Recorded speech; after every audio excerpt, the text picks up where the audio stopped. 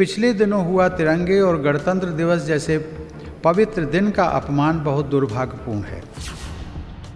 व्यापक विमर्श के बाद संसद ने 7 महीने पूर्व 3 महत्वपूर्ण कृषि सुधार, कृषक उपज व्यापार और कृषक संवर्धन और सरलीकरण विधेयक, कृषि सशक्तिकरण और संरक्षण, कीमत आश्वासन और कृषि सेवा करार विधेयक और आवश्यक वस्तु संशोधन विधेयक पारित किए हैं।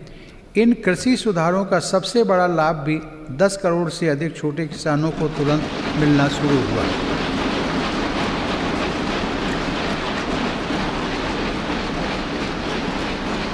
छोटे किसानों को होने वाले इन लाभों को समझते हुए ही अनेक राजनीतिक दलों ने समय समय पर इन सुधारों को अपना भरपूर समर्थन दिया था। देश में अलग अलग फोरम पर देश के हर क्षेत्र में 2 दशकों से जिन सुधारों की चर्चा चल रही थी और जो मांग हो रही थी वह सदन में चर्चा के दौरान भी परिलक्षित हुई। वर्तमान में इन कानूनों का अमलीकरण देश की सर्वोच्च अदालत ने स्थगित किया हुआ है। मेरी सरकार उच्चतम न्यायालय के निर्णय का पूरा सम्मान करते हुए उसका पालन करेगी। लोकतंत्र और संविधान की मर्यादा को सर्वोपर रखने वाली मेरी सरकार इन कानूनों के संदर्भ में पैदा किए गए भ्रम को दूर करने का निरंतर प्रयास कर रही है।